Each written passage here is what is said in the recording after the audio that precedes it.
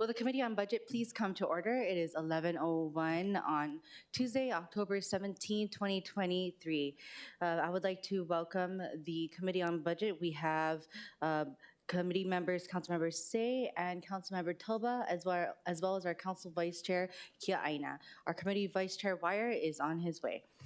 So we currently don't have any council members participating remotely via video conference.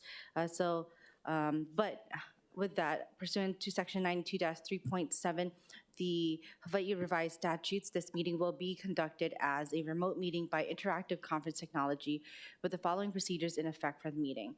Members of the public will be allowed to provide oral testimony on all items on the agenda two ways, remotely and in person in the council chamber. Remote and in-person oral testimony will be allowed when the agenda item is taken up. Before testifying, each person shall state their name, and each speaker may not have anyone else read their statement. So please only read your own testimony. And it is limited to a 1-minute presentation for each item. All persons who have registered to testify remotely by video conference will be called upon first. When your name is called, please monitor your screen and activate your audio feed when prompted. I'll then give persons who have not registered an opportunity to testify. Please utilize a raise hand feature on Zoom to be called upon. For those joining us by telephone only, please press *9 to indicate your desire to speak. Once again, if you're on the phone, to raise your hand, it is *9. I will then identify you by the last 3 digits of your phone number. When your phone number is called, you will then press *6 to unmute yourself when prompted. Once again, *6. Some friendly reminders and tips: please video conference from a quiet location if possible. If you're watching from the proceedings on Honolulu or online, please mute your television or computer at the time you're called to testify. When the timer on the screen reaches 0, please conclude your remarks promptly. Once all the testifiers have testified, I will proceed to in-person testifiers in the council chamber. Persons who have not registered will be given an opportunity to speak following the oral testimonies of the registered speakers. HRS Section 92-3.7 requires all votes at remote meetings to be conducted by a roll call unless unanimous. Therefore, I will first call for objections, and if there are any, I will call for a roll call vote. For those council members participating, if we do happen to have any, through outside of the council chamber, in accordance with the HRS Section 92-3.7, the meeting will automatically recess if we lose audio-visual contact with that council member and cannot reconvene until we reestablish contact with that member. Therefore, please announce. We will ask if there is a member online to announce beforehand if they will be voluntarily signing out of the meeting. For written testimonies, it will be including the testifier's address, email address, and phone number that will be available to the public on the posted agenda. As a courtesy, please silence or turn off all cell phones. Before I start, I would like to welcome our Committee Vice Chair Wire and Councilmember Tupola to the Committee on Budget today. With that, we are moving forward with our first action item, Resolution 23-220, which is the resolution to confirm the reappointment of Mr. Vince Otsuka to the Board of Review 3 for real property tax appeals for a term expiring June 30, 2028. June 30, 2028. Members, we have a proposed posted CD1, which is OCS 2023-0928/10/11/2023, submitted by myself, and it is on the agenda. With that, from the administration, we have with us Mr. Vince Otsuka. Good morning, Mr. Otsuka.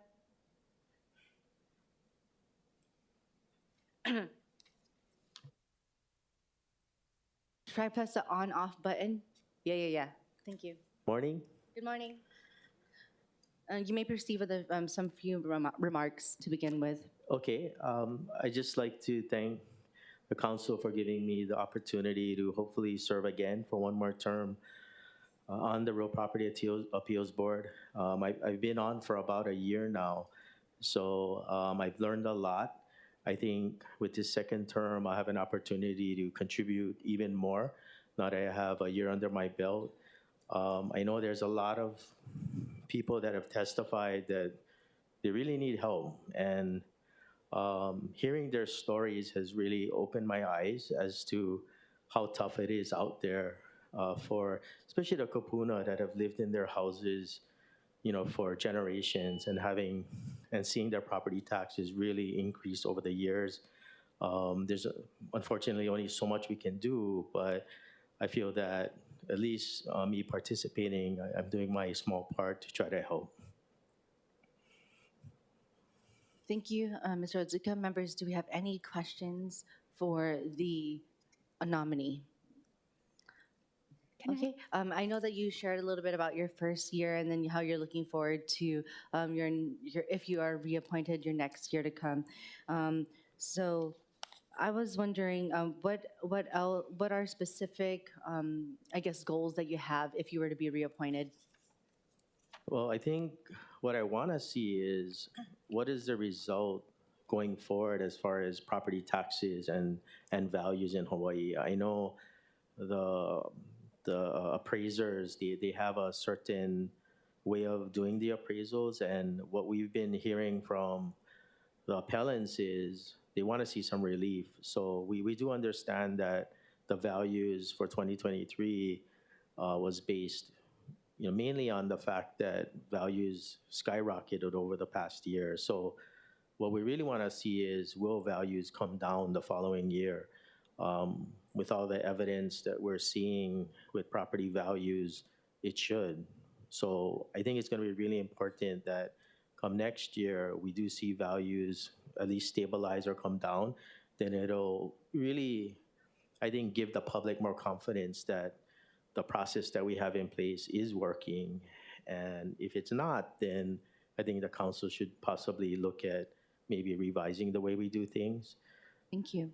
And I know that each board or commission in the city has different support. Are there any challenges that you saw within your first year that you may want to see or receive help from the administration in the next in your upcoming, hopefully, full 5-year term? Yeah, I think a lot of the people on the board have a lot of years of experience. So for them, I think they really understand how the process works. For new appointees like me, we had one training session, which was really good. Unfortunately, I couldn't make that, but it was a full day session, and I did see the slides. There's a lot of information, but I think more education going forward, that'll definitely give us a better understanding of what we can and can do. That's awesome. That's so great to hear. And I know that both BFS and the administration would have noted that as well. So thank you for that, sharing that with us. Members, any questions? Okay, Councilmember Tupola. Along those lines, has your board ever submitted maybe the most frequent issues you have and things that we could actually fix in the law besides the tax rates, of which we've heard you mention? I think the biggest thing that I see over and over again are the kupuna, are the people that have lived in their properties, like I said, for generations. And the issue is they're needing to appeal their valuation, or that they forgot to file an exempt. What is the main thing you guys deal with? It's mainly appealing the value. The value. Yeah, because properties have gone up millions and millions of dollars, and it's because of outside influences, right? People with a lot of money that are willing to pay whatever it takes to get the property. We see that a lot on the North Shore. Any beachfront properties, you have people from the mainland. Price is no object for them. They don't care how much they have to pay. But then you have the kapuna next door that is second, third generation that has no intention of selling, but yet has to pay property tax that is hundreds of times more than what they paid in the past, and they really can't afford it. So I have brought it up. I do understand that there's a process, and unfortunately we can't help everyone, but possibly if the council could look for additional ways, and I know you already have ways to help the kupuna, but maybe there's other ways we can help with people that they know they're not going to sell. And is there a way we can possibly help that population Yeah, I think my question was more about which appeals were successful. So in my community, many have come up to me, and there was one lady that actually got successfully appealed where the valuation was incorrect. She explained to me how she was able to prove it. And so a lot of people have asked, what are the exact documents you need to say that, yes, this is approved, of which most of the time, BFS will say, well, bring everything you have, right? But I think if we knew which ones were successful and how they were able to do it, then at least we could share with other people. These are the documents that are typically needed. These are ones where, like, one of the things that they shared in my town hall I had with them was like, even just looking to see if they have the right number of rooms and bedrooms and, like, basic floor layout may be incorrect. Maybe things have changed and the valuation was incorrect based upon the area map. So things like that. If you guys do have any in those appeals that have succeeded, like 1, 2, 3 tips of how they were able to successfully bring the right documents, I would love to know that. Yeah, a lot of it is actual comparables that are like to the property that they're appealing. So a lot of times people will come in and they'll say, well, I went on Zillow and Zillow says the average value in the area is this amount. We aren't able to use Zillow. The other thing they say is, look at my property taxes for the last few years. It's gone up only X amount percent, and now it's going up 30%. Unfortunately, the easiest way to dispute the value is to get a property in the area that is like. So if your property is 5,000 square feet, somewhere around 5,000 square feet. If your house is 2,000 square feet, somewhere around 2,000 square feet within the project or close proximity. Timing is another issue. If the comps are too old, it doesn't work. So you have to get it as close to the deadline as possible. And most laymen, right, we're not appraisers, they're not lenders, they're not real estate agents, so they don't know what they have to produce. They don't have the means to produce that. They don't have the money to produce it. So because of that, they come in most times, again, with the Zillow value, and the Zillow value doesn't work. But that's good insight. Thank you, Chair. Thank you. One last question, Mr. Otsuka. Has any of the appeals or any of the persons talked about concerns regarding the deadlines for appeals? Yes, that is an issue. We do have individuals that have life changes during or after the time, and they didn't know. So I know one example was husband and wife. The property tax is under the husband. Husband passes away. The wife doesn't know that she needs to be added. They come, they appeal. Unfortunately, it's past the deadline.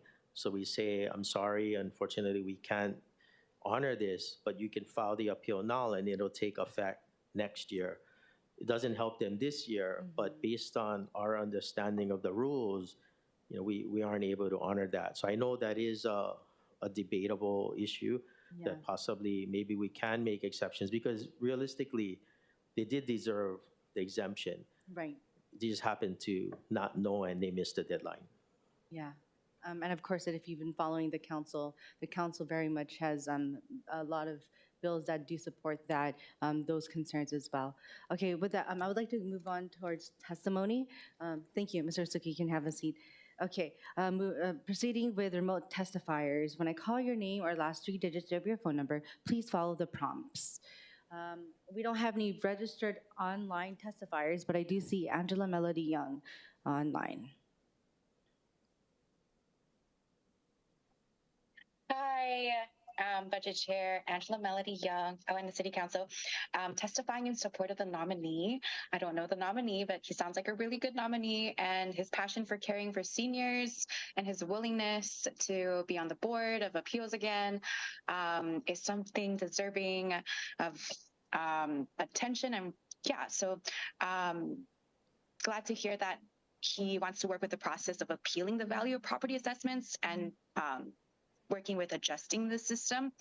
So quasi-judicial branches refers to an office of the state or the city which conducts appeals, right? So, for example, the budget of department and fiscal services has a quasi-judicial function to have an appeals if there is something to be debated upon.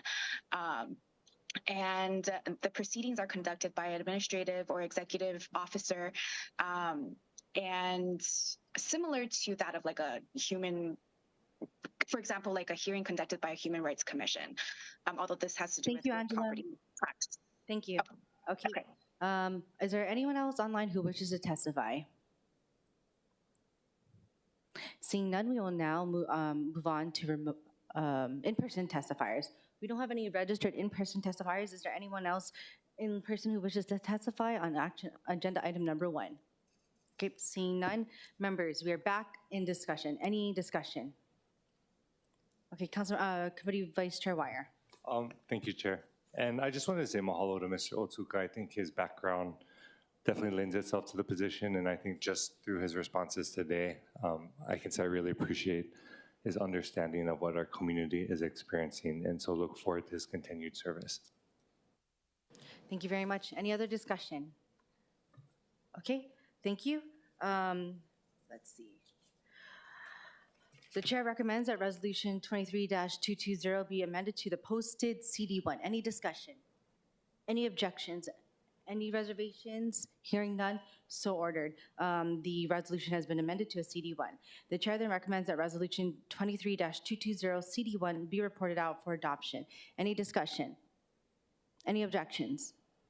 Any reservations? Hearing none, so ordered. Moving forward to agenda item number 2, Resolution 23-250, which authorizes a transfer not to exceed $262,500 in general fund monies between the provision for grants, partnerships, and security activity under current expenses to the DEM Emergency Management Coordination Activity under current expenses for fiscal year 2024 to complete a sustained pre-disaster natural hazard mitigation program with the understanding that $200,000 will be reimbursed to the city. Members, I also have a proposed hand-carried CD1, which is OCS 2023-0947/10/16/2023 at 9:09 a.m. And the CD1 makes the following amendments. In the first whereas clause, it corrects a typo in the year to refer to the revised ordinances of Honolulu 2021. In the eighth whereas clause adds activity and the characters of expenditures of CE to the source and recipient names. And C, it makes miscellaneous technical and non-substantive amendments. With us from the administration, we have Director Toya from the Department of Emergency Management. Good morning, Committee Chair, Committee Vice Chair, Council Vice Chair, and Council members. Thank you for putting this item on the agenda, and thanks to OCS for those corrections. So this resolution would authorize the transfer of funds to DEM, and it would actually allow us to take advantage of some federal funds that are coming in for this purpose. So what we're trying to do is update the city's pre-disaster multi-hazard mitigation plan. So the plan would review the risks that the city faces in terms of natural hazards and some of the actions that we can take to mitigate the impacts from those hazards. So it's really kind of a longer term plan that we have. And one of the reasons why we're doing this, one, of course, is we want to have this plan so we have a strategy for how we move forward in terms of these mitigation projects. But another is that as a condition for eligibility for certain federal funds, we have to update this plan every 5 years. So the plan is due for renewal prior to January 31st, 2025. So now is the time for us to engage in the planning process.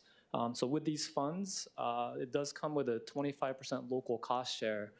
So $62,500 is for the local cost share, $200,000 is for the federal share. But because these funds work on a reimbursement basis, we essentially have to pay for all the expenses first, and then the federal government will reimburse us. So that's the reason for that $200,000 being reimbursable to the city and the way it's structured. Okay, thank you. And Director Toya, so that's how the actual program is administered, right? So it's 75% administered by federal share and then 25% from the city. Correct. And we're asking for actually 100% of the cost 100%. For this so that we can kind of upfront pay for the federal cost share, and then that'll be reimbursed by the federal government through the state. Okay, perfect. And where can the council and members of the public find the city's multi-hazard pre-disaster mitigation plan and the updated one when it is updated? Yeah, thank you for that question. So the current plan is online. If you just search for Honolulu Hazard Mitigation Plan, that should come up. And I want to thank the Office of Climate Change, Sustainability, and Resiliency for helping us get that online. It's actually quite a lengthy document, so it's divided up into sort of digestible chunks by hazard. Thank you. Okay, members, any questions? Councilmember Tupola. Real quick, thank you for being here.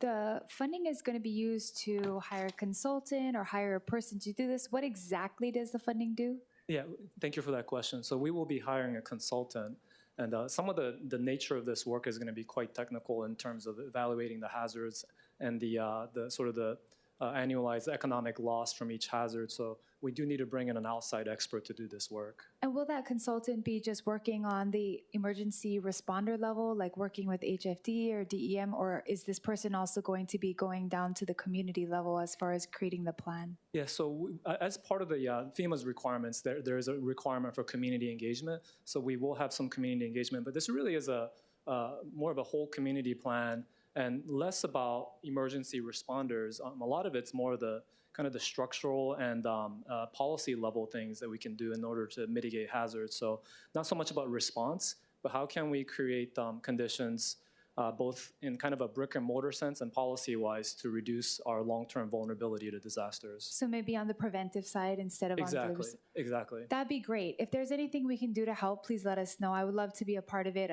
for our specific little district on the community level of what our concerns are, but also like what we've already, faced in the past since we only have one way in, one way out. We have a lot of other documents from other federal studies that we're currently using that I would like that to be folded in as far as if those are outdated as well and whether or not we should update those in addition. Yeah, thank you, and we'll definitely take you up on that offer. Okay, thank you, Chair. Thank you, members. Any other questions? Okay, next, seeing none, we are proceeding to remote testifiers. We don't have any registered remote testifiers. Is there anyone else who wishes to testify? Angela, please proceed. Aloha. Thank you, Chair and the City Council. So in support, the pre-disaster mitigation plan, I'm going to read the FEMA website. The grant program makes federal funds, so it gets federal funds to the state, local, tribal, and territorial governments to plan for and implement sustainable cost-effective measures designed to reduce the risk to individuals and property from future natural hazards, while also reducing reliance on federal funding from future disasters. And the program is authorized by Section 203 of the Stafford Act.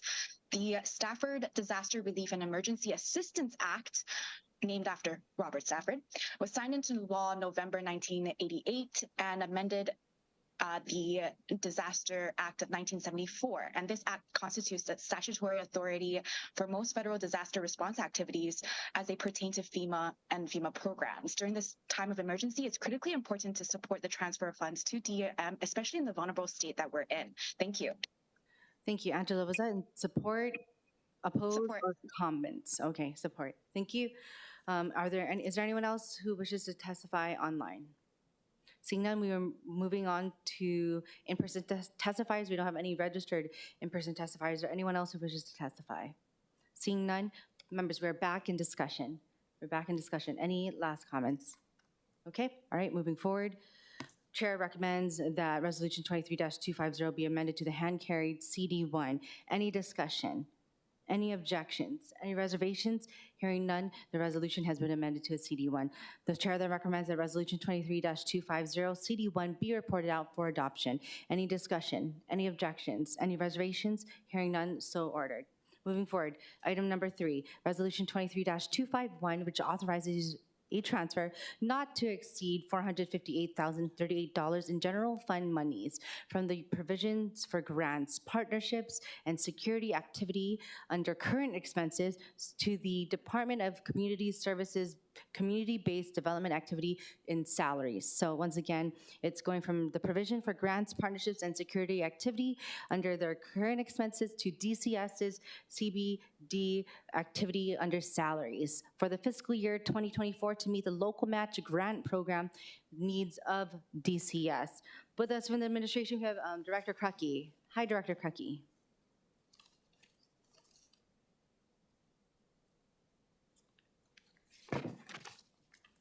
morning, Budget Chair, Council Vice Chair, other council members. Thank you for letting me come to testify. You may proceed. So this second set of funds that we received from HUD to be matched in this resolution really came about.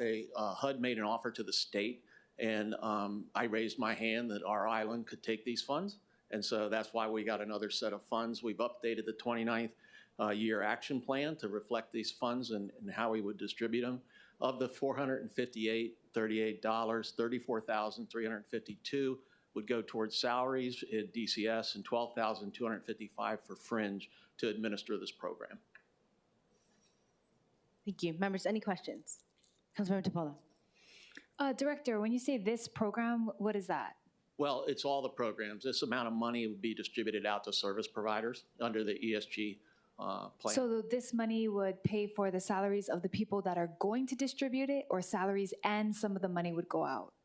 Well, those amount of salaries are for DCS staff that administer the program. Oh, so not those, that money doesn't go out to the service providers. These are the individuals that are going to be hired to do the distribution of money. Right, they're already on board to do it. It would help pay for the staff at DCS because much of the DCS employees are all funded outside of the council, but this part helps us in part to distribute that. Oh, I get it. So the people already work for you in DCS. We're now going to use this funding to pay their salaries. Well, yeah, but it's just $34,000, so it's spread out amongst a few people. The rest of the money goes to service providers. So it's just a small amount that's broken out to administer the funds, and the rest of the bulk of the funds goes out to our service providers. Thank you. So the money that's going out to the service providers, is this for existing contracts or new contracts? It's already allocated for existing contracts, but with the 29th year action plan, until we amend it, it's kind of set for where it's going. When does the amendment happen for the 29-year action plan?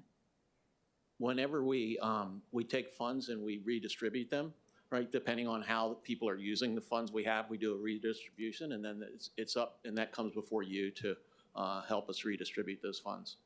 Okay, we'll talk more offline. I guess my concern is that I know we have a lot of ongoing contracts, but I do think revisiting some of these and trying to see if we can't cut new contracts for other providers that might be helpful in the whole approach towards homelessness. I would like to see that. I think some of the funds continuing on is great, but I think the evaluation of those would be good too. I look forward to working with you on that very much. Okay, thank you, Chair. Members, any other questions? Okay, my question is, is there a deadline by HUD for us to remit to acquire and remit these funds? I'm sorry, what was the Is there a deadline for us to utilize these funds for the matching city funds? Yeah, so the HUD, it's a one-for-one match. Mm-hmm. And so in the first part of the year, we were given $696,000 by HUD, which you matched. And then I kind of stood up and said, I'll take this extra money that you're offering the city. And that was the $458,000 that they offered. So that's a match to that. So the total that goes into the plan is $1.155 million. Okay. And in alignment with Councilmember Topola's questions relating to the different salaries, and you said it's spread out among different staff members currently, how many, I guess, staff or FTEs are going to be receiving these, this $34,000? I think it'd be two of the planners plus the administrator. Okay. Let's see. Okay, are there any other questions before I move on to testifiers? Councilmember, Committee Vice Chair Wire. Thank you, Chair. Aloha, Director. I'm just curious, so those planners, are they exclusively ESG planners that are going to be receiving the salary funding, or do you know? You know, no, we really break the planners out into the relationships they have with the service provider. So where the ESG funds would be going to a service provider, they would work on that, but they continue to work on the whole account. So it'd be a mix. Okay. And so just to clarify, so it sounds like, you know, when funds come in from HUD and a planner is working on a particular funding source, generally their salary is going to come from that funding source. So if ESG, they'll document like, okay, I did 2 hours on this contract. Yes. And then at CDBG, I did 4 hours on this contract 2 Yes. hours on Hapua, whatnot. Yes, very important that we keep those records, and we do. Okay, mahalo, And mahalo, this Chair. is, Councilmember, this is a real bonus because we didn't expect this extra money from HUD. So it's a real adding to our set of programs we can do. Awesome. Okay, thank you very much. We'll move on towards to to testifiers, and if anyone has any questions or any further discussion, we'll call you back up. Okay, moving forward to online testifiers. We don't have any registered virtual testifiers, but I see Angela's hand up. Hey, Chair and City Council, Angela Melody Young, testifying in support of the ESG funds. So reading the hud.gov website, ESG funds may be used for these 5 program components: street outreach, emergency shelter, homelessness prevention, rapid rehousing assistance, homelessness management information systems, as well as a bit of the recipient's allocation can be used for administrative activities. And there are resources provided from the for this ESG. There are program requirements and then program resources, income limits, planning and reporting, and also peer-to-peer resources. So in support, because it is a provision for grants, partnerships, and security activities for the DCS. From the ESG. Thank you. Thank you. Was that in support, comments, or opposition? Support. Thank you. All right.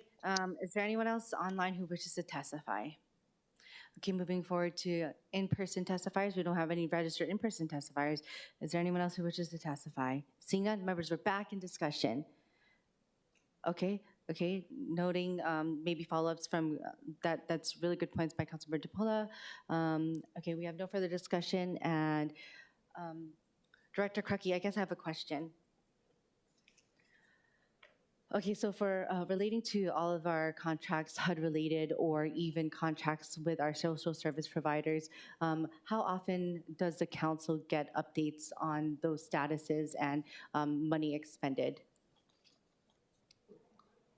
As often as you'd like. We can prepare, Okay, kind of a perfect. presentation of that if you'd like. Perfect. Would love to have that, maybe in concert with maybe one of our other committees, because I know that both your department is overseen in a few different, touches a few different committees. So I guess we got a John Campo, so who's going to have that in their committee, yeah? Okay. Be happy to. Thank you. Committee Vice Chair Wire. I'd be happy to give that to budget We're going to because John Campo. DCS has been more than responsive when I ask for updates. Oh, perfect. Okay, Yeah. thank you. Okay, thank you very much. Okay, moving forward. So, where are we? Okay, the chair recommends that resolution 23-251 be reported out for adoption. Any discussion? Any objections? Any reservations? Hearing none, so ordered. Moving forward to agenda item number 4, resolution 23-240, which requests the city administration to present to the city council budget recommendations that address long-term emergency preparedness no later than 150 days prior to the end of each fiscal year. It was introduced by our committee vice chair as well as myself. And with us from the, before I move on to the administration, I would like to kick it over to our committee vice chair for the explanation. Thank you, Chair. Understanding its agendas, I think just big picture, I think it would be important for both the administration to engage in this analysis and then, have it presented to the council immediately prior to receiving budget. Specifically analysis on how each department is assessing long-term emergency preparedness. I think in that sense, it's not overly burdensome and it'd be a useful conversation for departments to have and also create a tangible presentation that the community can review and assess as well. Thank you. We'll call up the city administration. Director Kawano.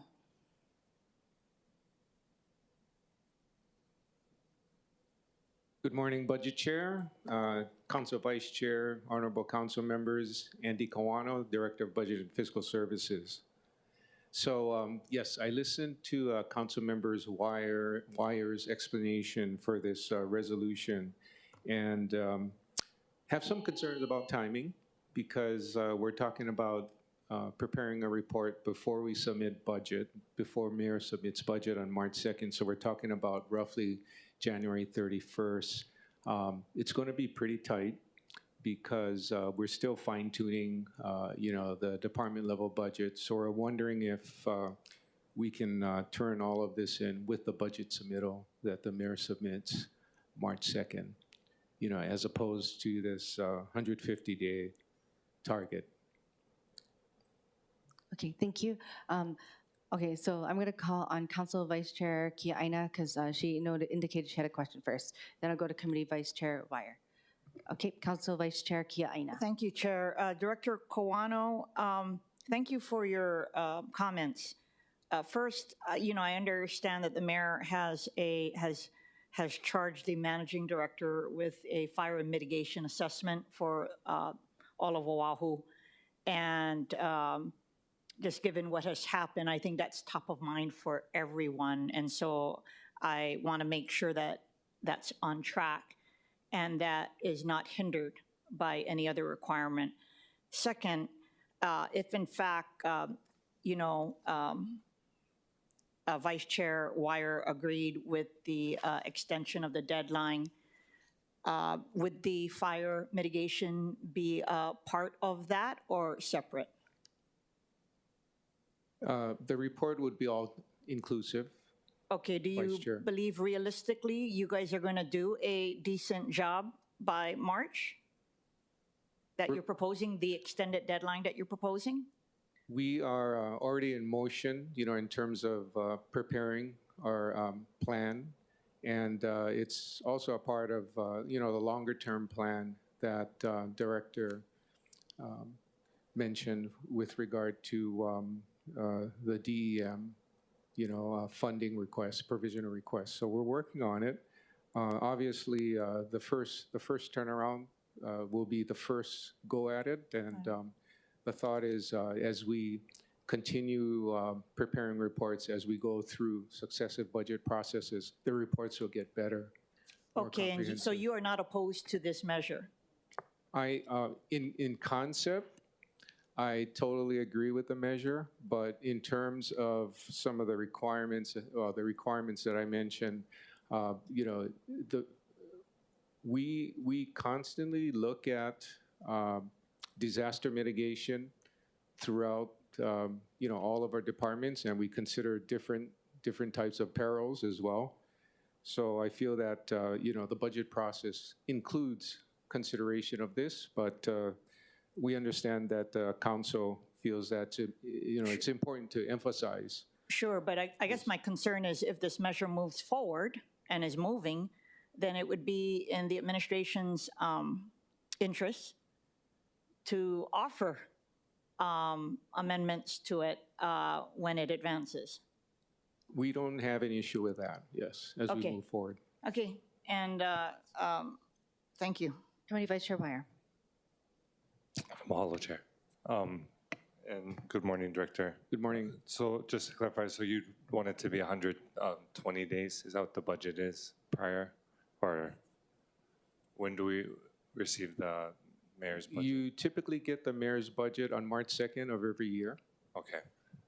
So yeah, I wouldn't have any objection to mirroring the same language for the budget. I'd defer to Budget Chair as co-introducer and also as Chair of the committee. I mean, I do think that the goal is to avoid creating any additional burden, because I think that the departments, when do they do their initial submission to the administration? October, The or- first, rough cut of the budget gets submitted approximately September 1st each year, but it's very rough. So currently, the budget analysts under BFS are reviewing each department submission, and we do a presentation to the managing director's office in the November and December timeframe. Typically in January, all final budget allocations, program statements and documentation initiatives are finalized, and then in February, we're in the process of publishing the actual document that we submit. Okay, I appreciate that, because I think the goal is to just be able to, like you said, much of this may already be contemplated, but then being able to identify it by pulling that information out in a cohesive strategy, will I think both help us once we get the budget, and then maybe even help the administration as they review the department's budgets in totality, and then also, of course, help the public when they're asking questions and wondering how are we preparing. And so if it's easier to have all the deadlines be the same, I'm fine with that. I mean, it might create more work at that particular date, but Yeah. I'll defer. Yeah, we think it'll be better because we'll have the budget allocations done, and we can speak much more decisively as to how monies are going to be allocated to various activities with regard to disaster preparedness. Okay, mahalo. Thank you, Chair. Thank you. Committee Vice Chair Wire, with knowing that there may be amendments, I don't want to do verbal amendments because there may be things we want to amend further in the resolution.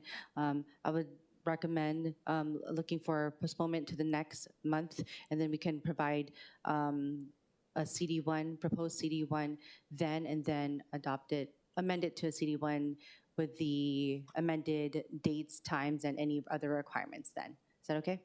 I'll defer to you. I mean, my preference would be to do an oral amendment to 120 days to mirror the budget, but if Chair's not comfortable with that and prefers to postpone, I'm fine with that. Okay. I guess what I would like to do is change the language to upon introduction of budget instead of 120 days. So that's why I wanted to work on it further with you within this next month. Okay. Yeah. Okay. Well, we'll move on to testimony, and then we can go into discussion after. Okay. All right. Moving forward with testimony, we don't have any registered online testifiers, but we have Angela Young. Aloha, Chair and City Council Angela Melody Young testifying on behalf of CARES in support.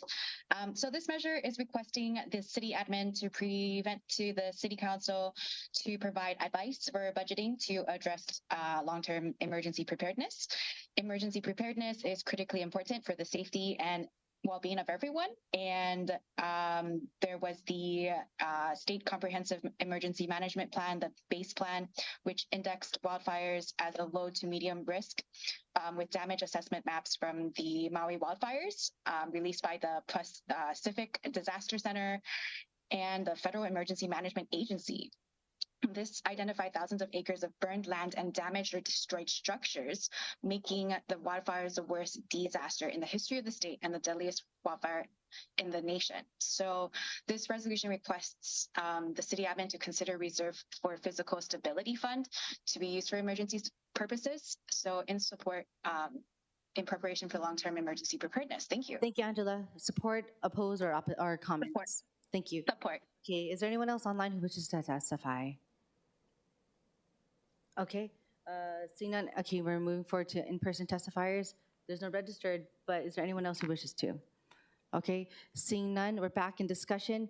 Okay, members, I was advised that 120 days is allotted in charter. And so no more than 120 days? No less than 120 days. So I stand corrected. It can be done orally today. Okay, discussion, Council Vice Chair Kiaina. Chair, I support your recommendation to postpone it until the next meeting because apart from the deadline, I don't know if the administration has looked at everything else in it, and I want them to because this is a critically important issue. So separate from the deadline, I would like for the appropriate directors to look at other language, and we want it to work for you. So if you know it's moving, maybe make some other recommendations separate from the deadline. So I just concur. Okay. I'd rather have it done well than we just pass it just to kickstart the time frame things. Okay, thank you, members. Still in discussion. Any discussion? Committee Vice Chair Wire.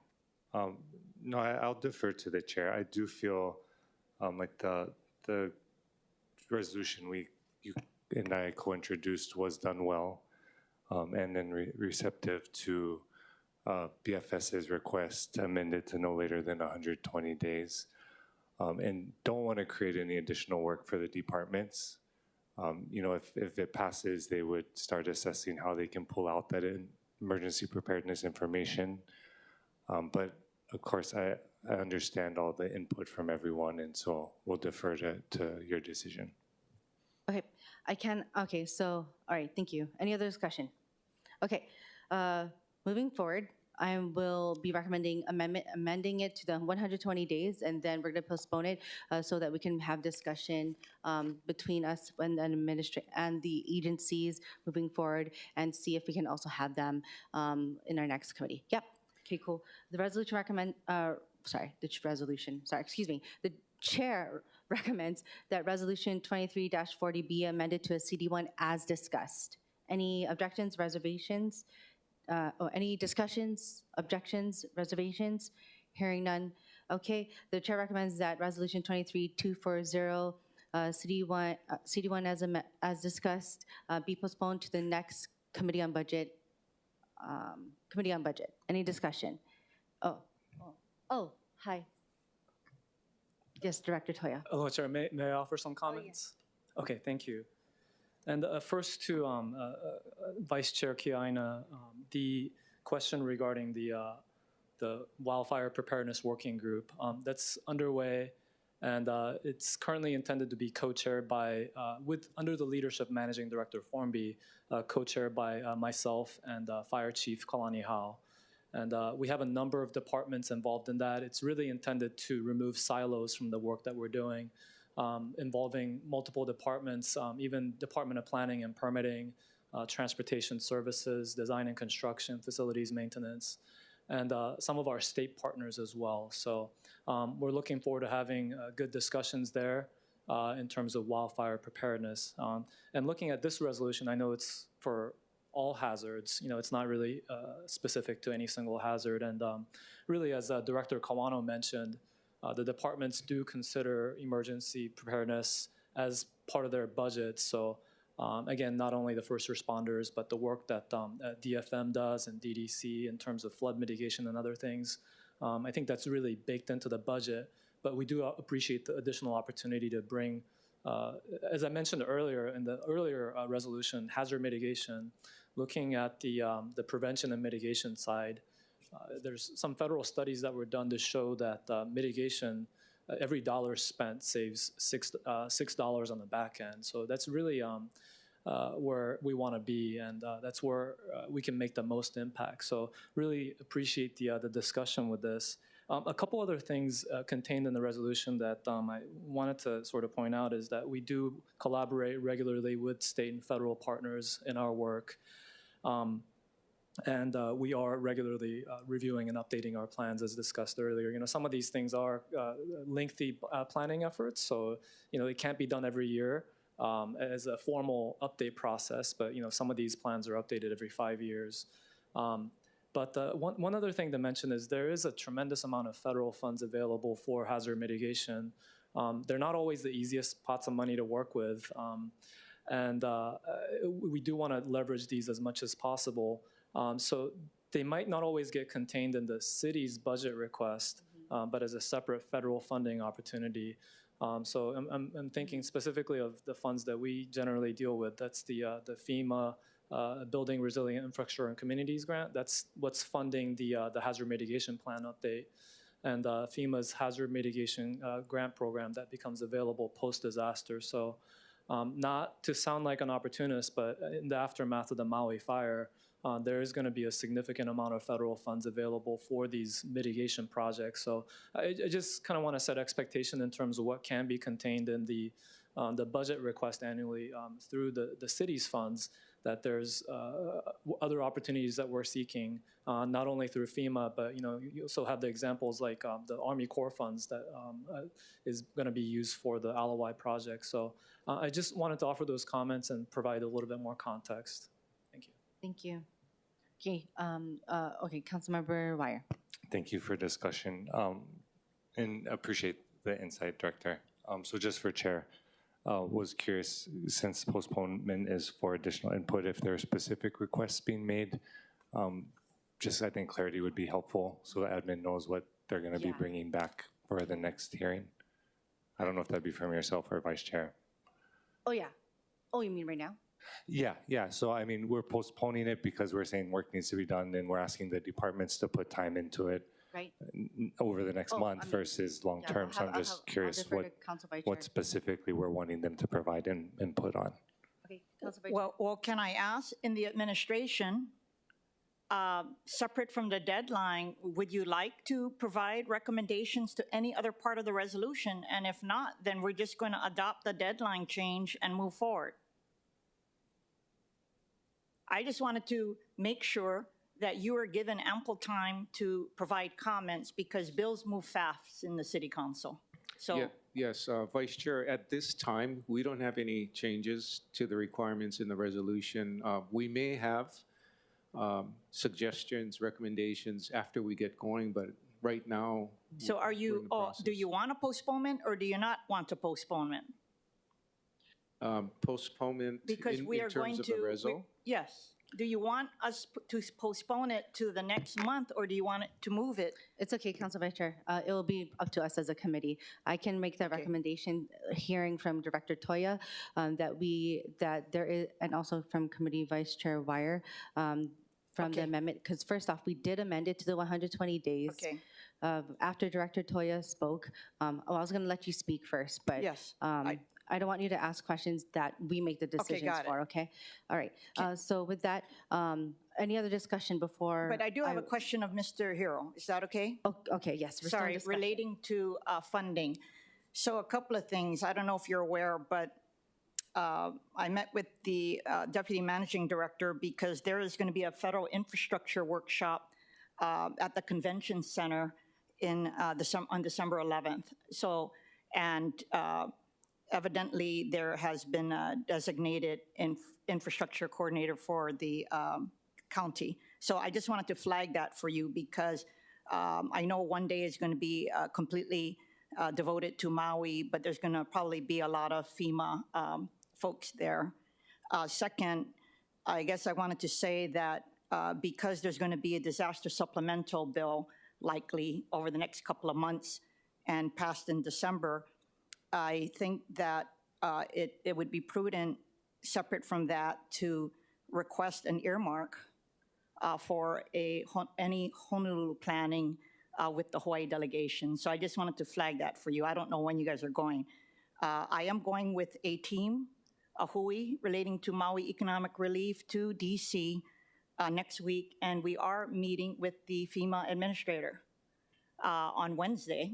And it's mostly related to Maui. If you have a one-pager for Honolulu, I would be pleased to hand it to the administrator and to talk to her about it. So I do believe that they're not just looking at Maui in isolation, but the vulnerability of all of the counties in light of what happened, because it could happen anywhere, especially on Oahu. So I just wanted to throw that out, and maybe we can talk offline about that. Thank you. Thank you. Thank you, Vice Chair. Members are still in discussion. Any discussion?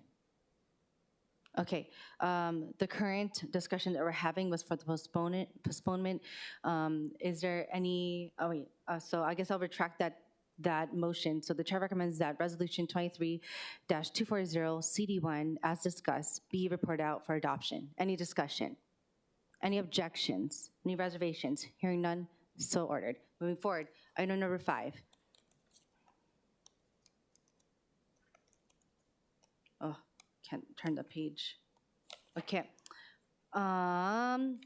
Okay, item number 5 is Bill 59, 2023, which provides incentives for eligible film studio facilities.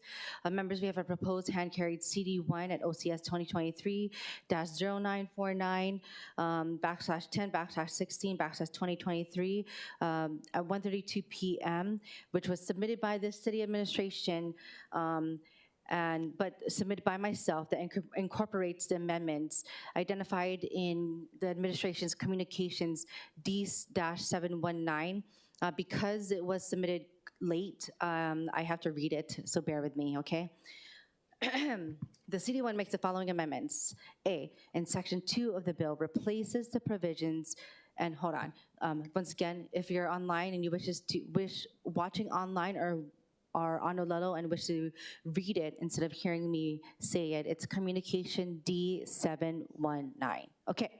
In Section 2 of the bill, replaces the provisions establishing a dedication program for real property as a film studio facility in ROH Section 8-7 with a new real property tax exemption in ROH 8-10.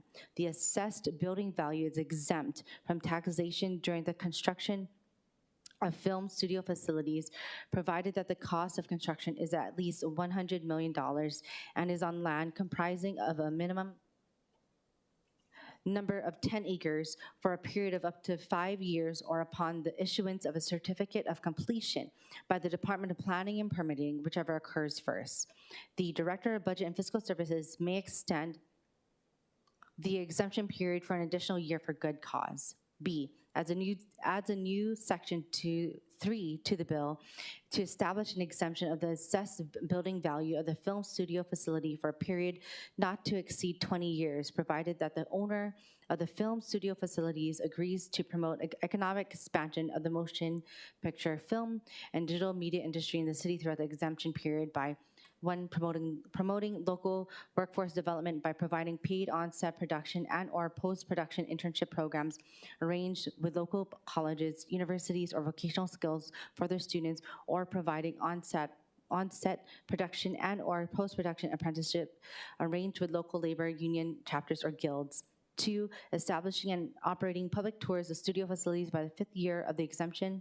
3, contracting with the city for a license to use a city-approved logo and requiring from its users of the film studio facilities a 5-second long static or share card of the city logo and the end credits of all film, video, or digital media that are produced or created at the film studio facilities during the exemption period. And 4, annually certifying compliance with the conditions for the exemption and annually reporting from the preceding tax year information regarding the internship, apprenticeship programs provided, the number of non-residents and city and state residents hired, and other information required by the director. C, it renumbers Section 3 and Section 4 to reflect the addition of a new Section 3. D, amends renumbered Section 5 of the bill to change the applicable tax years and repeal date. E, makes miscellaneous technical and non-substantive amendments. So this was introduced by Councilmember Toba. As you know, I've been telling all the members in the committees that we're not hearing real property bills. However, just having this as a compromise to amend to the CD1 as discussed with the administration and worked along with Councilmember Toba. Okay. Before I go to the administration, I have Councilmember Toba. No, I'll support Sorry, the CD1. that was long. No, I support the Okay. CD1. Yeah, thank you. Beautiful, beautiful. Yeah. Okay. Director Kawano. Yes, for the record, Andy Kawano, Director of Budget and Fiscal Services. The mayor and administration want to thank Councilmember Toba for introducing Bill 59, 2023.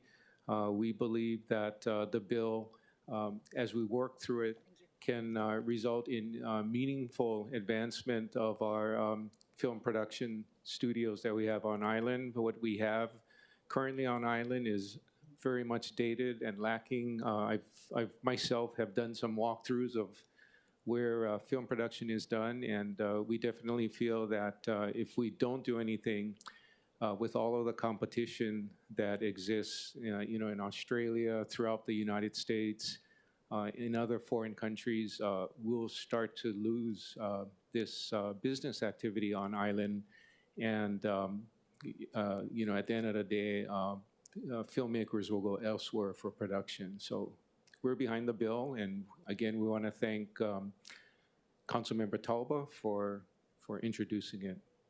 Do members any discussion? Okay. Thank you, and thank you, Chair, for hearing the bill. Appreciate it. Director Kawano, based on the 10-acre minimum, what is the estimate fiscal impact to the city? Councilmember Toba, right now we don't have a number, but the way the proposed bill is written, as soon as the developer leases property from the governmental entity, likely part of the University of Hawaii, the developer will be subject to real property taxes. And there's the land component and the building improvement component. With proper applications during the construction phase and the film studio phase per the bill, the developer and owner of the facilities can have an exemption against the value of the building component. The land component, as this operation grows, will continue to be taxed. Developer will pay tax to city and county on the land portion, and that's the benefit to the county. So more of a direct benefit under this bill. So we will be collecting from fees and permits during the construction of the film studio. I don't think that's specifically addressed, and I think that can be worked out because, and we're working with you on this. The CD1 is a start. Mm-hmm. After the initial bill, and we're open to make changes as we move forward. Awesome, thank you. So the bill is meaningful for the industry. Okay, thank you. Members, any other discussion? Okay, yes, Councilmember Tapola. Thank you. Thank you for being here, Director. Always good to see you, have you, and I'm grateful that, your department is thoroughly looking into this with Councilmember Toba. I guess my question is in regards to if you guys have met with DBET to see if there is a way for us to work with them in regards to their investments that they do already for businesses and, incentives that bring money into the economy. We definitely plan to reach out to our state counterparts as we work on the bill. Yeah, so I'm sure they'll testify about it, but the tax incentives that they tried to do at the state didn't work. However, without passing a law, DBET does invest money in all kinds of ventures, touristic ventures, Asian American ventures. I mean, they are tasked to expend money in the state for the purpose of bringing money into the state. So I really think that they should be as more than us at the table with this, seeing as though it's UH land. I also think that these goals and requirements could be beefed up a little bit more to actually benefit the city. I know that having a local workforce is nice, internships are nice, public tours are nice, but I think it'd be good to see if this particular facility is going to invest in anything that has to do with the rail, seeing as though there's a rail station there. I think if DTS was able to say what they would think may also help to benefit them in that, because I am looking at number 3 with the city-approved logo, which is cool. I think if we were a business, it'd be cool if our logo was out there, but we're a government entity. Like, should it actually encourage people to ride the rail or to reserve the Blaisdell or to use the Waikiki Shell or to actually expend money on city facilities as opposed to just the city logo? Because the whole idea of marketing the city is to bring money into the city, right? So that's my second thought. And I think the last thought would be, whether or not we're able to kind of like have that match with the state. So I did leave a message for the director, and I was just going to ask like what his thoughts were on whether or not they could also come in with this and basically be a good partner on this. Because I think more than incentivizing film studios, although I think it's great, is that whole area's dead. That's been dead forever in front of UH West Oahu. They've had a really hard time developing in there. So seeing as though that whole corridor still needs to be developed, are we able to look at their plans? Because they're going to build dorms there, right? So they're actually put money into their budget to do the first phase of that. Have we looked at that and tried to figure out how that also can benefit the city? I'm just trying to be realistic here, is that we're a small operation. We don't have a huge amount of revenue. Everybody wants tax benefits. Everyone wants a cut out of the property taxes. So how do we make sure that every ask that we need, we're asking? Because it could be a win-win for everyone, right?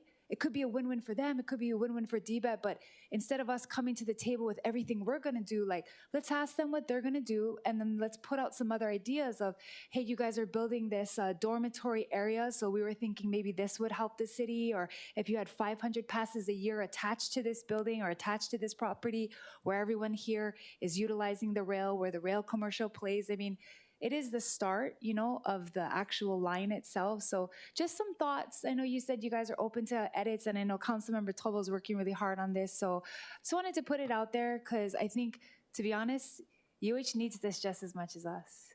So I think that if we're able to actually foster development in Kapolei as opposed to just for the film studios, like I think there's going to be a big return for the city, but we need to be mindful to ask for it and build it into this because we're not in charge of jobs. We're not in charge of the economy. We're in charge of the 12 departments. I mean, however many departments we have in the city.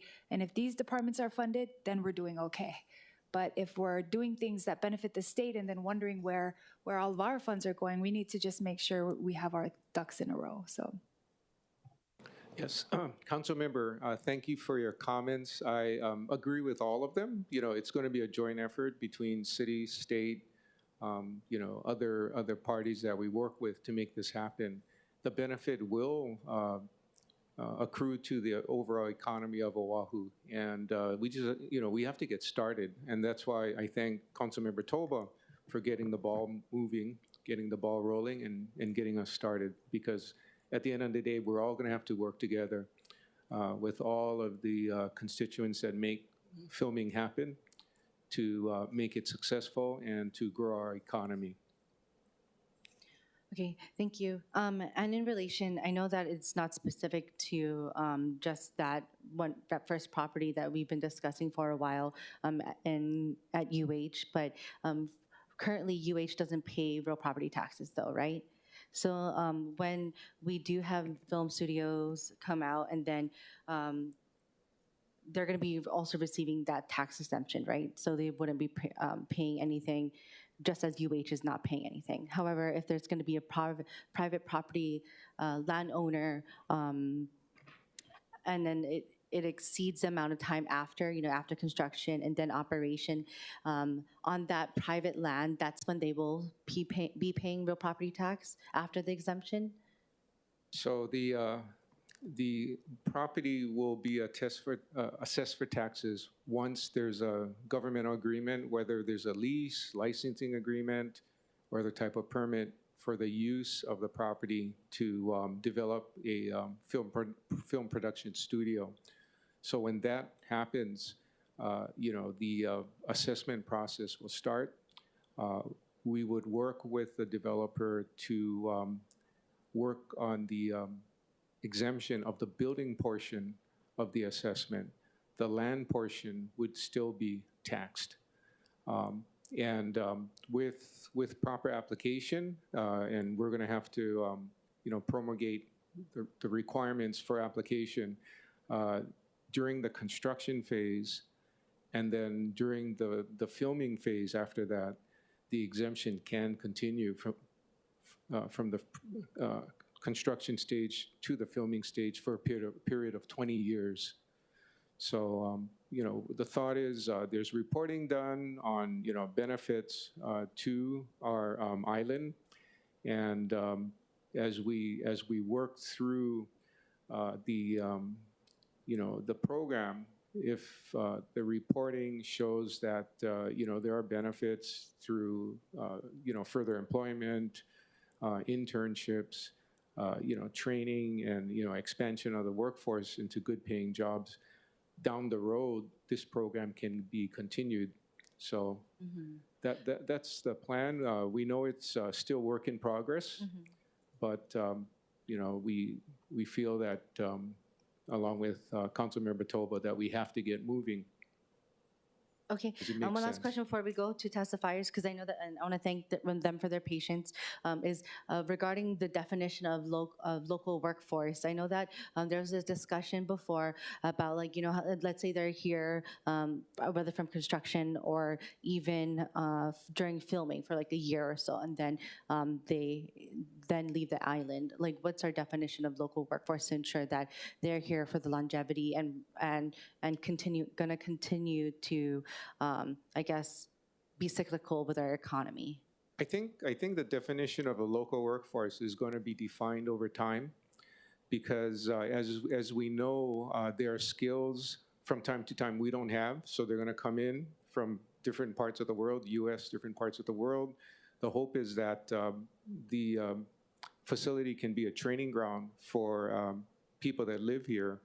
And over time, we'll have a better definition of what the workforce is and improved definitions of what people do. But I can tell you right now, when you talk to the unions here, the work that's provided, the jobs that are paid when filming is done, impacts different classes of workers, and the people that benefit live across the island. Okay, They don't just want to live make sure, like, when we have the in town. requirements for the film studios, or like when we have our local workforce, like if there's a certain requirement within the studio that, let's say like 100, let's say we have 1,000 listed, that, and 100 are only our actual true local workforce, while the rest of the 900 are maybe not. So just wanting to just hear that discussion. I mean, I guess definition, not discussion, definition. Yeah, so, as I mentioned, that's why the bill includes annual reporting that's going to have to be done, so we can evaluate, impact, report to council, report to the public, and as we have to change the law if necessary, so that our people that live here are improving opportunities for employment, and we improve the workforce as a result. Okay, thank So- you, and I'm great. Okay, hold on. I'm grateful that that's going to be further discussed. Okay, Councilmember Tolba. Thank you, Chair. Just to clarify, Director, if the developer builds on UH property, the city will begin to collect property taxes on land that's currently not being taxed once a lease agreement has been signed. Is that right? That is correct. Yeah, a long-term lease agreement, long-term contract between the government entity and the developer. Yes. Okay, thank you. That's all I wanted to clarify. Thank you. Thank you. Okay, members, any questions? We can go back into discussion after testifiers, yeah? Okay, moving forward to online testifiers. Oh, well, you know what? I can do it in person first. I'll do it in person first, yeah? Hold on. Oh, in person. Okay. Remote. Oh, never mind. I got to do remote first. Sorry. Apologize. I don't want to get scolded. Okay. Okay, I'll do remote first. We have 2 remote testifiers registered. This is remote? Okay. We have Georgia Skinner from DBED with us. Hi. Good to see you. You may proceed. Thank you very much. Aloha to everyone. Thank you for this great discussion. We stand in support on behalf of, my name is Georgia Skinner, on behalf of our director, James Tokioka, here in support of the CD1 proposed for Bill 59. Collectively, I think, as the director said, it's really important that we all work collaboratively. And to council members Tupolo's comments, we're fully ready to be here as part of the team that helps to move this forward in the city council. One of the things that is important to note is that in the overall spend for all production in the state, Honolulu has the majority of the activity. This also layered on top of the current film tax credit and any other kind of enterprise zone tax credits that can be combined with a city action would be really important. So I'm here for additional questions and just stand in support and look forward to answering anything you might have. Thank you. Okay, any questions for Ms. Skinner?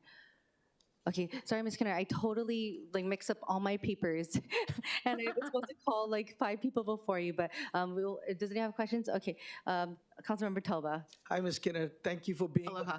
online. Can you answer the question, what has prevented developers from building a film studio on Oahu? Well, I think there's a number of things. One is that, as you know, we did a study back in 2016 that validated the need for it. I think it's the cost of doing business in Hawaii, and anything that we can do in government, whether it's city or state, to alleviate that concern, it would be important. We've had a lot of people interested, but and we know, of course, the RFP is out currently for the UH West Oahu site. So we're hopeful that people have come in, and I think private sector looks to the government to say how it can be done, because many other states do offer very robust incentives. And do you have any estimate how many jobs the film studio could generate? Yes, I can give you a baseline of what we have now. Certainly, well over 4,000 jobs each year. And the challenge is that while it's great that we are a $400 million on average yearly production spend destination, we're hitting our head on that every year because we can't seem to go beyond it without purpose-built facilities, even retrofit on neighbor islands to help all of our neighbor islands as well. So from a state perspective, I can see that clearly doubling and becoming $1 billion industry that the state can and the city can be proud of. Thank you. Thank you, Chair. Okay, thank you. All right, thank you, Ms. Skinner. All right, next we have Ryan Hugh, followed by Dennis Lee. And once again, for persons online, I apologize. I got my papers mixed up. Okay, Ryan Hugh. Aloha, Chair Cordero, Vice Chair Wire, and members of the committee. Thank you. Thank you, Councilman Toba, for introduction of the bill.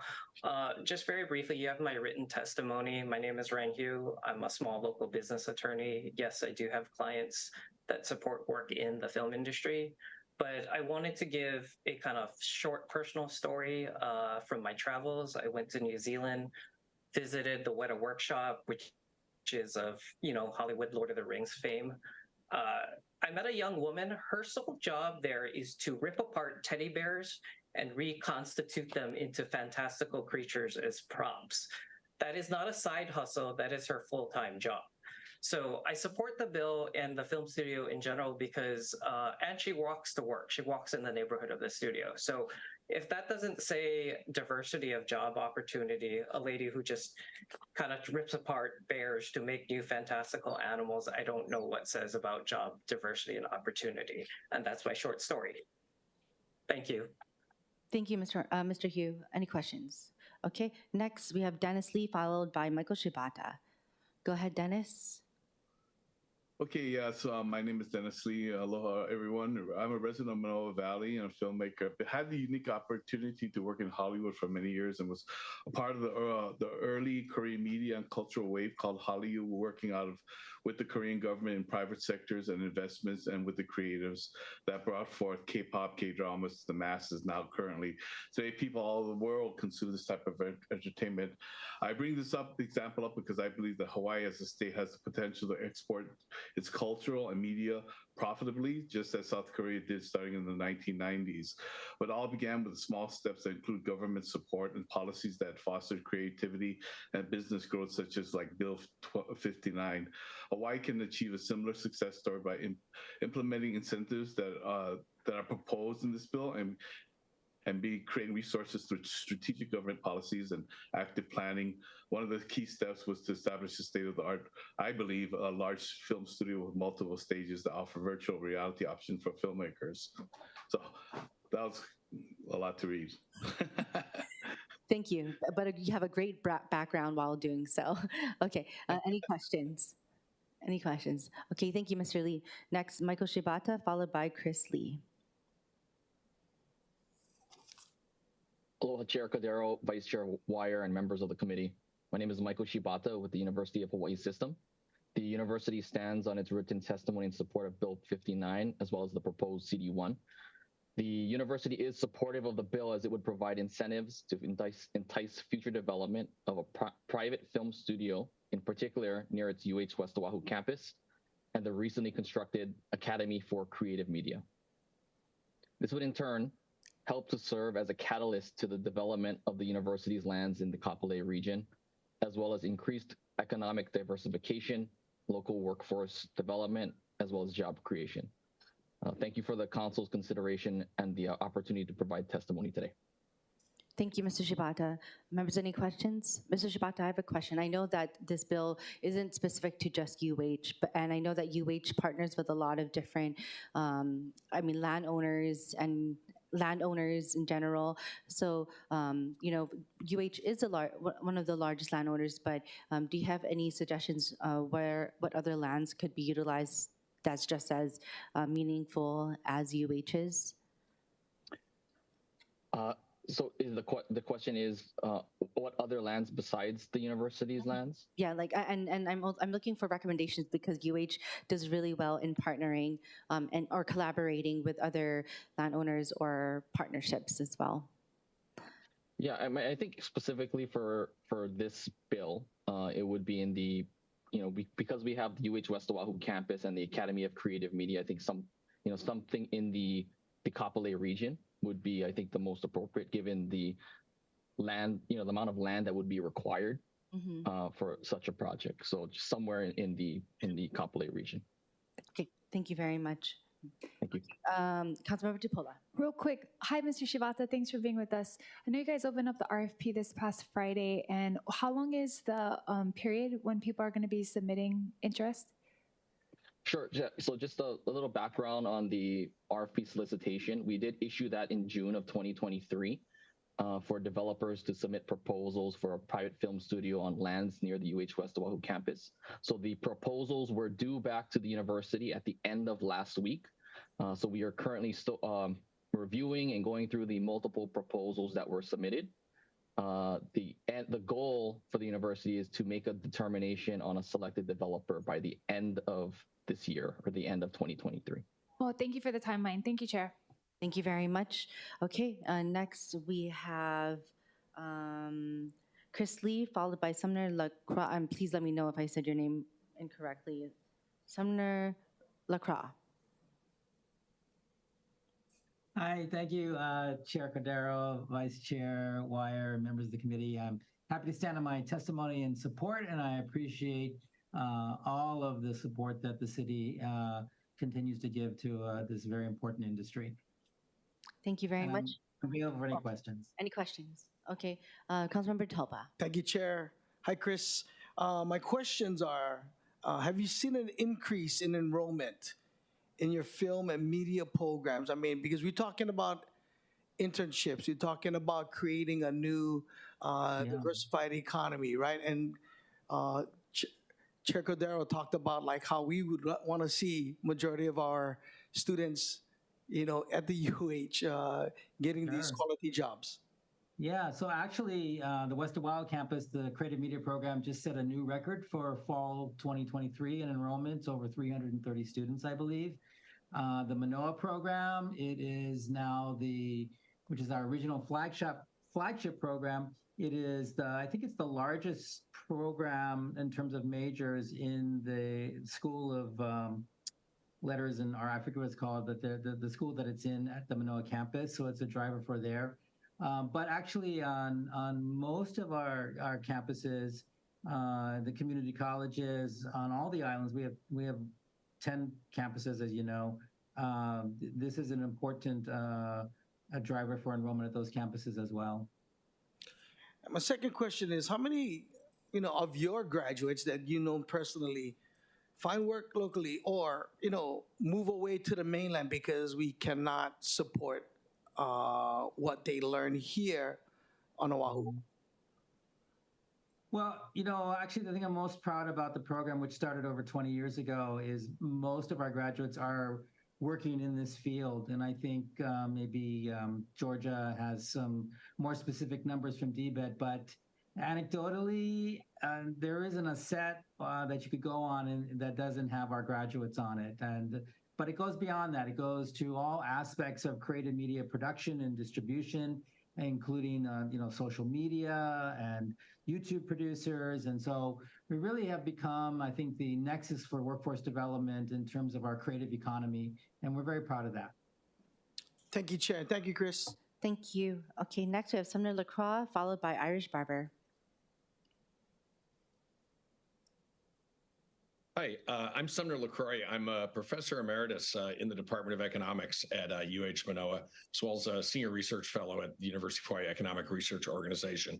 I worked with Professor Jim Mack, another retired professor, to do an analysis of the film credits that the state is providing to Hawaii's film, TV, and digital media industries. And one of the things that we realized was that the state had a pretty good film credit program. And there are basically three things that were needed for the film industry here to take off and to do better and really outdo the great success that it's already had. And that was to have a competitive film credit program. We already have that. The second one was to be able to train workers in the industry. We now have that with the Academy for Creative Media and its better facilities. And the third one was to build a film studio here. The main reason I submitted testimony was just to note that these type of industrial facilities are just not built without some type of tax credits being provided to them. It's a competitive race, and that Hawaii needs to be competitive with this. I know from the city's perspective, it's a lot of money. But it's really something that will more than generate enough benefits for the city via the creation of additional jobs, additional enrollment at UH West Oahu, and new state tax revenues too, which will also redound to the help of the city. Thank you. And it's Mr. LaCroix, right? LaCroix, yeah. Okay, thank you. I'll remember that for next time. I apologize. Okay, next up we have Irish Barber, followed by Angela Melody Young. Chair, testifier is not logged on. Okay, Angela, please proceed.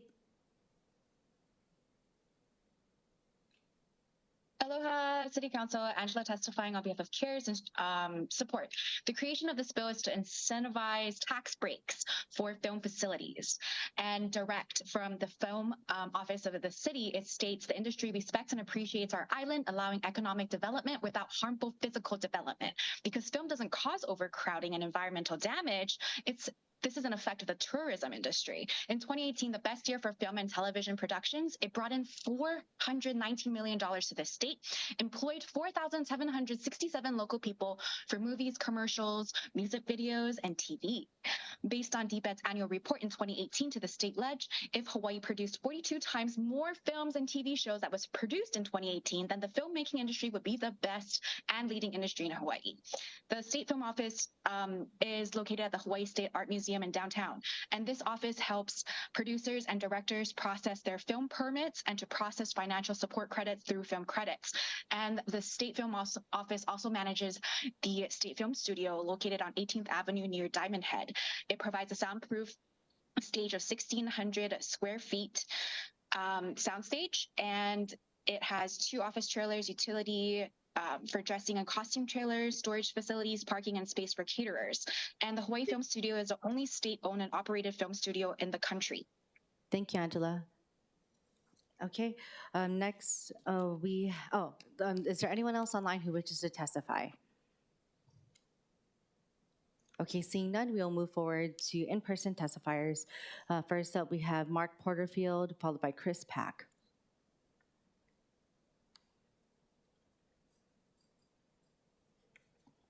Hi, I'm Mark Porterfield, a local resident, a producer, and then I've been a member for Local 996 for the last 5 years. Workforce, I just want to clarify, I can provide call sheets, crew lists for the last 3 years, and 80% of our crew are local. They're not going back to the mainland. Outside the facilities of like the state of our ACM, Kailailoa, Sight and Sound, and various warehouses, I want to point out the number of industry standard sound stages like the ones in Bill 59 that are being proposed that our competition has. And yes, I'm going to say these cities are our competition. Atlanta, 82, Chicago, 52, Albuquerque, 41, Austin, 36, New Orleans, 27. Our 9th island, Las Vegas, has 11. Syracuse has 3, and we have 1 that's been around for decades. So we need this for our local film industry to be able to be competitive, get these big dollars from these big corporations like Netflix that are spending money. So we're competing. So thank you very much. We appreciate it. Any questions? Okay. And thank you for that information about the call sheets for the 8%. That would be good to look forward to if you're open to discussing that further. Yeah, with any of 100%. us. We can provide that. That I'm shocked because I've moved here 3 years ago from Yeah. LA, so I'm proud of that. Thank you very much. Okay, Chris Pack, followed by Mauricia Palmer Elmore, and then followed by Kieran Polk. Greetings, my name is Chris Pack. I'm the Chief Fun Officer of 40 Fun, a new studio that's focused on immersive content. Some call us the Netflix and Amazon of the metaverse. The new devices like came out last week, the Meta Quest 3 headset, the new Apple devices. The World Bank says the digital economy is growing 2.5 times faster than the physical economy. Last year, $6 trillion of digital goods transacted. We believe that artists and content creators should own their content and get paid immediately. Why is it important for here? Hawaii is a world-class filming location. I've consulted in all the continents, advising governments on film incentives. Having this will be a tipping point to help producers like myself, who've chaired the Employment Committee of the Producers Guild, worked on the International Committee. Decisions are made quickly. Hawaii will lose the competitive edge, I assure you, if you do not have this studio. I've worked with governments like Belize, who have lost businesses and productions. I'm glad to speak more. Thank you. My next question, I have a question for you because I know that we've been talking specifically about a UH place, but of course, this bill isn't specific to just like a UH land. Is there a place elsewhere on our island where you think would be most primed for such a studio or studios? For our company, it is critically essential for a studio to be paired with an educational facility. Okay. I am both an anthropologist and an educator. I have trained John McEnroe here, who is on our board. So he will be the face of our studio here. We are actively looking for a location globally, and education is critical. It is a critical component because it's not just the thousands of workers here, but the students. Our technology is moving so fast. Okay. And it's not just the standard skills that already are here in Hawaii, but for us to supplement and train the young people and people who've been doing this and are veterans. They have to have these skills. It needs to be paired with education for it to be a success, because that's also another critical tipping point. It's not just, do you have a studio, it's do you have trained crew, and trained crew who are current and know what is active now with the most advanced technologies. Okay, thank you very much. Thank you for answering my question. Okay, next we have Mauricia Palma Elmore, and followed by Kieran Polk. Hello. Oh, it's still on. Good. Hi, my name is Mauricia Palma Elmore. I'm the Executive Director of the Screen Actors Guild and American Federation of Television and Radio Artists, or SAG-AFTRA. I also have with me today one of our elected leaders, Charles Uehara. He's our Vice President of our board, so he's here too, as far as our membership leaders go. I first want to say thank you. Thank you to Augie, and thank you for this council for just hearing this. All the experts that have testified, they know a lot more than me about the land and real estate and taxes, and thank you to the department for providing the amendments that are, really flesh this out and give it a lot of detail. I'm here to talk about the 1,400 members that are living and working here in Hawaii, and for whom this would not only be, on a wider sense, a way to diversify our economy, but also speaks to developing that workforce and giving that workforce someplace to work.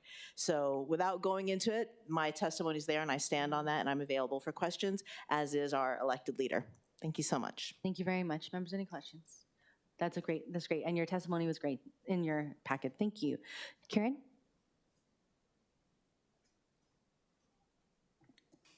Good afternoon, Chair Cordero, Vice Chair Weir, and Budget Committee members.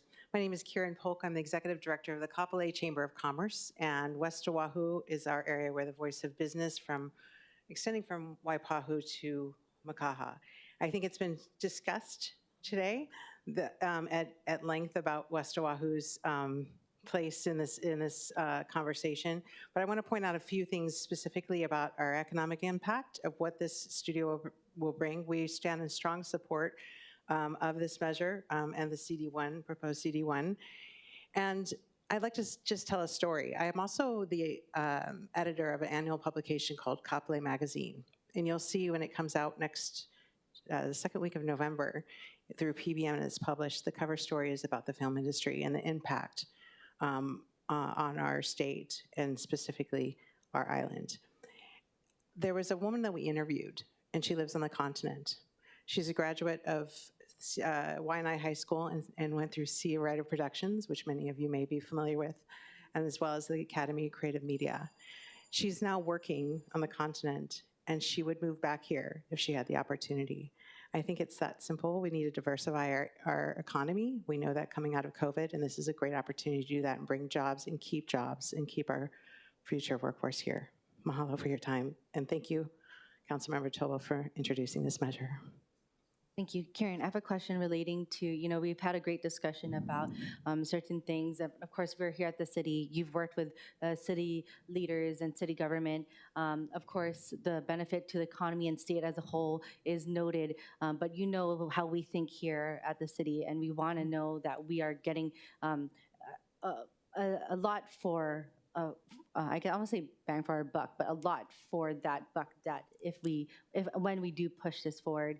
Would you be willing to work with the council members on how we as a city can see more for the city too? Absolutely. I know Councilmember Chipola had some great topics that came up. Yes.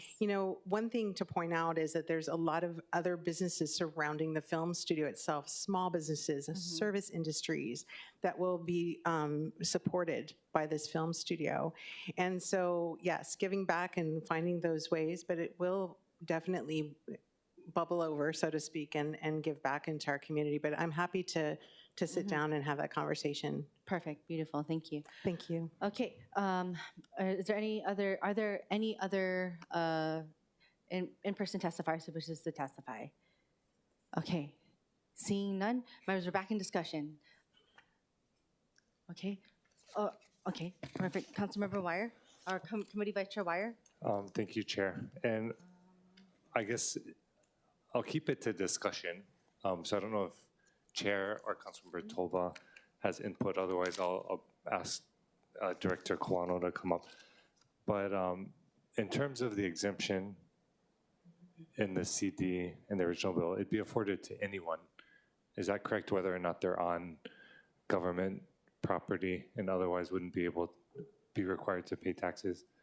And as Director Kawano comes up, I'll flesh that out. So am I hearing correctly that generally, like if UH West Oahu built a film facility, operated it, they wouldn't be paying taxes because that's a public state use. But then if they lease it out to a private company on state property, once that lease is recorded with the Bureau of Conveyances, and they'd be subject to having to pay property tax? That is correct, yes. Okay. As written, does the bill limit it to that, or would this be afforded to anyone that's bought property and any other, like private property, and would otherwise be subject to property taxes? Does it apply to them as well? Yes, it would, yeah. Okay, because I guess I'm looking at it and it's like, okay, if UH did this on their own, we're not losing any revenue if they contracted out instead, right? And so would the administration have a position to limiting the scope to those that would otherwise be on properties that wouldn't otherwise be subject to property taxes? I think if we limit the scope, we restrict development, because I don't think UH West Oahu would be able to build the properly facilitated filming studio, alone, without outside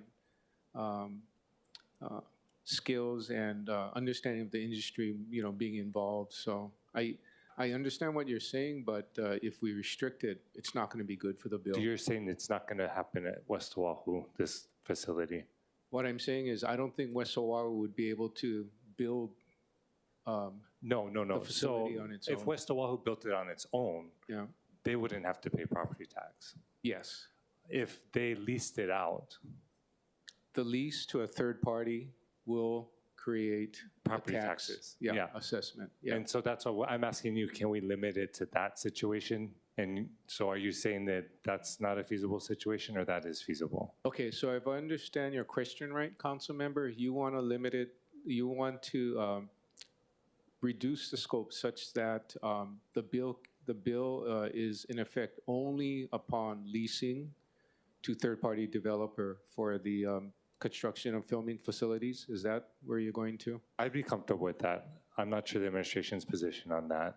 But I guess where I'm coming at it from is the sense that if we're talking about facilitating a necessary industry, diversifying our economy, providing more opportunities for our youth, particularly on West Oahu, which seems to be the general consensus and the testimony and the Creative Media Academy over there. You know, I'm not an expert in terms of what can work. I would suggest that you get input from industry with regard to your question, Council Member, because you know, there may be a company that would want to privately acquire, you know, real estate to build a facility, and why should we restrict that? Well, not necessarily restrict. What we're doing is we're giving, right? We're giving. In this situation, we're saying someone that builds a facility doesn't have to pay, under our current rate, the $30 million plus, right, in property taxes over the course of the lease that they would otherwise pay to the city. If I'm looking at it from a budget perspective, if we're putting it on West Oahu property, you know, we're not really losing money, because if West Oahu did it, you know, they wouldn't be paying taxes on it. But we're saying, okay, we acknowledge that you can't do it, so we're creating a mechanism for you to do long-term leasing without opening the door for, you know, it to just across Oahu folks with private properties that reap the benefit. I'm not saying that's the best way to go. I'm just throwing it out there, wondering if that fits the needs of everybody in the room and everyone that's testified, and even the administration. That's a good discussion to have with the different stakeholders. Yeah.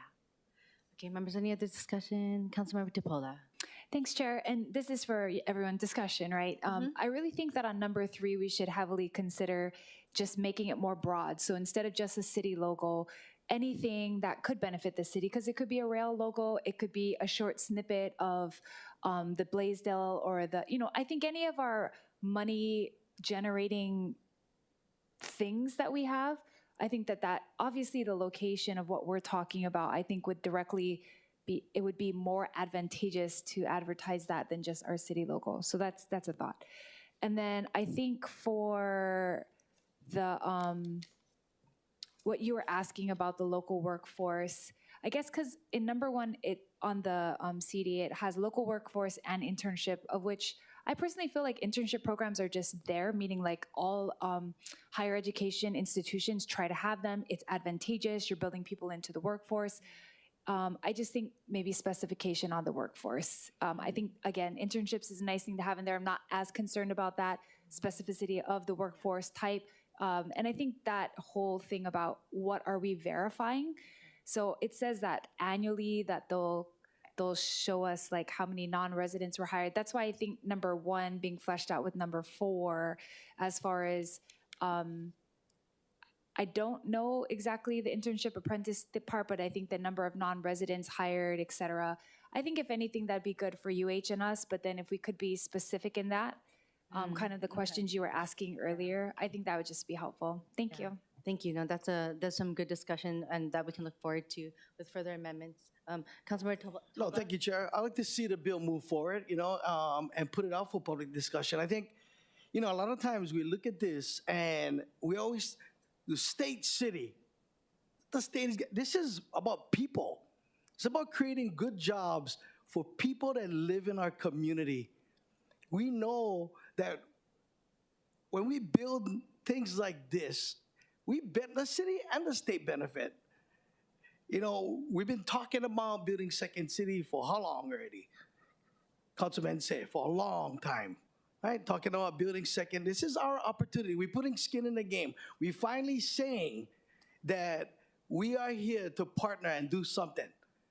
The benefits, look, I can go down the line. We create jobs. People going to use the rail. People from HCC, LCC coming out, and we want people to come to our side of the island. Look, at this point, I want to see this thing built because we know from hearing all the testimony, everything that we've talked about for many years, that if you build it, they're going to come. Man, that's a movie quote. And it's time, again, this is not about city and state, it's about people. We know people leaving. We know the challenges. We've seen what's happening in Lahaina, how we cannot rely on tourism. Tourism, military, construction. What else? What are we going to do? We're not going back to selling sugarcane anymore, importing sugarcane. We have to really think about this and really look at moving this forward. Let's have the public discussion and let's be serious about really diversifying our economy. Thank you, Chair. And again, I hope this moves forward. Thank you. Okay. With that, I know that you want this bill to move forward. This is a public discussion. And know that we do have, I do want to have the further discussion with the questions that both myself and Councilmember Tupola have been asking. I will recommend amending it to the hand-carried CD1 that was provided by city administration, and then postponing it in committee where we work on amendments in committee. I don't think having like a bajillion amendments on a bill in public hearing is we don't like to do that. Okay, so moving forward, the chair recommends that Bill 59, 2023 be amended to the hand-carried CD1. Any discussion on the CD1? Any objections? Any reservations? Bill has been amended to a CD1. The chair recommends that further action on Bill 59, 2023 CD1 be postponed to a date and time to be determined by the chair. Any discussion? Any objections? Again, I'd like to see this move forward, but I would. Okay, you can go reservations or objections. Reservations. Okay. Any? Oh, okay. Discussion. Discussion, yeah. Just given the discussion earlier, I think unless the scope is narrowed, I think to ensure greater access to West Oahu, I don't know if I'll have trouble supporting the bill. Just wanted to throw that out there. Okay, thank you. Also, but any? No objections at this time. All right. Any further discussion, objections, reservations by Councilmember Talba? Okay, hearing none, this measure is postponed. Okay. With that, Chair, I want to go yes. Sorry. Strike my reservation. I'll go yes. Thank you. Okay, got it. Okay, gonna let me just, if I could just reiterate. Okay. Further action postponed to a date and time determined by the chair. Any discussions, objections, reservations? Hearing none, so ordered. Seeing there being no further business, this meeting is adjourned 12:48. Okay, we gotta go.